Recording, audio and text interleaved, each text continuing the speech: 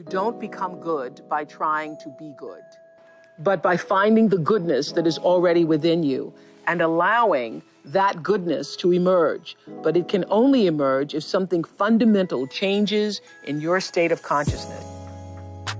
So what that means, if nothing changes in your state of consciousness, the ego has many ideas. It says, I want to be a spiritual person. I want to be recognized as a spiritual person. I want to be more spiritual than all these people. And I'm definitely more spiritual than you. So the ego has all kinds of ideas of what it wants to be. And it might even say, yes, I want to be good, because it wants to have a better image of itself. But on that level, the essential dysfunction of the ego is still operating. So this is why we have the phrase, the road to hell is paved with good intentions. Because no matter how good your intentions are, when you're still trapped in the ego, it will always take you into conflict eventually. So you have to go deeper beyond the realm of opposites where there's good and bad and reach a place within yourself that is unconditioned, that is what I sometimes call the formless, expressed beautifully in the Old Testament in the little saying, be still and know that I am God. And that's in the Old Testament. It contains the entire wisdom of religion in those few words. Be still, meaning go to that place where the mind is no longer operating, where you're just conscious without thinking. And that is the level where the eternal resides. When you went first to school, you went to kindergarten, and in kindergarten the idea was to push along so that you could get into first grade, and then push along so that you could get into second grade, third grade, so on, going up and up. And then you went to high school, and this was a great transition in life. And now the pressure is being put on. You must get ahead. You must go up the grades and finally be good enough to get to college. And then when you get to college, you're still going step by step, up to the great moment in which you're ready to go out into the world. And then when you get out into this famous world, comes the struggle for success in profession or business. And again, there seems to be a ladder before you, something for which you're reaching all the time. And then, suddenly, when you're about 40 or 45 years old in the middle of life, you wake up one day and say, huh?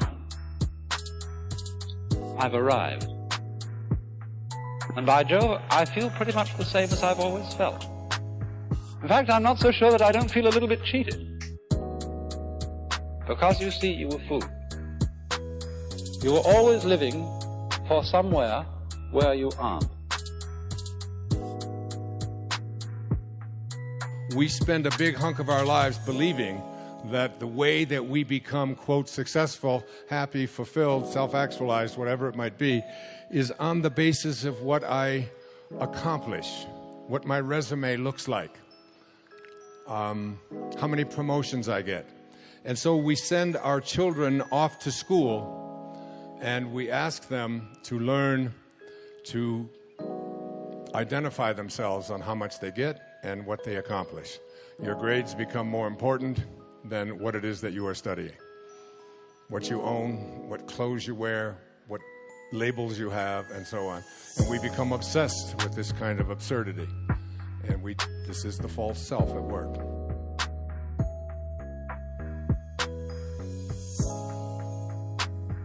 You know, look back 10 years ago, 5 years ago, 15 years ago, and think of a decision you made. That if you would have made a different decision, you'd have a totally different life today. Better or worse, I don't know, but totally different. The most important decision you can make above any on the face of the earth is deciding that no matter what happens in your life, no matter what happens, you're going to live in a beautiful state. So if life is not happening the way you think it should happen, you're unhappy. If life happens the way you think it should happen, you are happy. It's as simple as that. So if life has to happen the way you think it should happen, first of all, how you think with how much focus you think, how much stability is there in your thought, and how much reverberance is there in the thought process will determine whether your thought will become a reality or is it just an empty thought. Or how you do not create any impediments for your thought by creating negative thought process. This possible, is something possible or not possible, is destroying humanity. What is possible and not possible is not your business, it's nature's business. Your business is just to strive for what you want.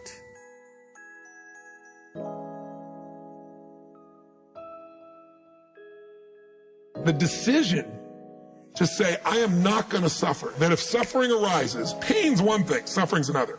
Suffering is when you're like, suffering could be worry, it could be anger, it could be frustration, it's anything that takes you out of a beautiful state. And here's what people don't get. You can end suffering by stop focusing on yourself and focus on something you want to serve greater than yourself. Your children, your wife, your mission, your life. You can get out of it in an instant because the nature of the human mind is to constantly compare things. Your mind, your brain is a 2 million-year-old device, and it is not designed to make you happy. It's designed to make you survive. And that's why it's always looking for what's wrong.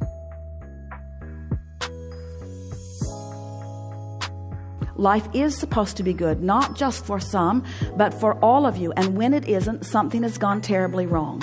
And every single time, the thing that has gone terribly wrong is that an orientation or a perspective has been developed and practiced to the point that other evidence can't come in. In other words, when you have decided something in a very powerful way, then it must be, because law of attraction will always present to you exactly the package that you are practicing all day, every day. You've got no argument with that. And so we do not sense that your life reflects this now in this powerful way. At one time, yes. But we want to say to you that you are taking more upon yourself. This is really what we would like to say to you. Soul is also the center of the world, which is a frightening proposition and not one that's easily comprehensible. Solzhenitsyn's work in the Gulag Archipelago is particularly enlightening in this regard, because he insisted that it was a preconception of our Judeo-Christian heritage that each person was the center of the cosmos. And you can think of that as a center of consciousness, right? A center from which being itself is not only reflected, but also generated. And it was Solzhenitsyn's belief, and Dostoevsky's as well, and I think Jung would have been in accordance with this, and Nietzsche as well, for that matter, that in some manner that we don't fathom, because we don't understand the structure of the world very well, the outcome of the world is dependent on our choices, and equally on all of our choices. And I don't understand. I know that to be true, or feel that to be true. It's part of the doctrine that each person is of intrinsic and equal worth. Part of that doctrine is that each person has intrinsic and equal responsibility, and that we're each capable of generating a fair bit of hell around us and for other people, but also capable of generating a tremendous amount of good. And that the fate of the world as it careens through eternity is actually a consequence of the ethical decisions of each of us. It's a terrifying idea. It's no wonder that people flee from it into hedonism, let's say, and ideology, because it's very frightening possibility that the choices that you make day to day or fail to make have this profound and lasting effect on the structure of reality, but I don't really see any way out of that conclusion.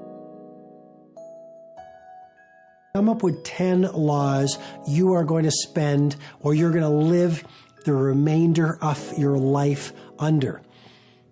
That could be one of the things I teach in my work. Don't die. One of the secrets to legendary is longevity. So outlive your industry peers. Amazing what happens when you get into such great physical health. that you just outlive everyone around you. You know, it's 90, you're 90, no, you have no competition. Imagine how easy it will be for you to dominate your field. Imagine how good you're going to be if you're 103, still rocking your game. So the point is, don't die. Protect your health. Hack aging. Eat the right supplements. Work out every day. Run my 2 massage protocol. Make sure you get fresh air. The point is simply be don't die.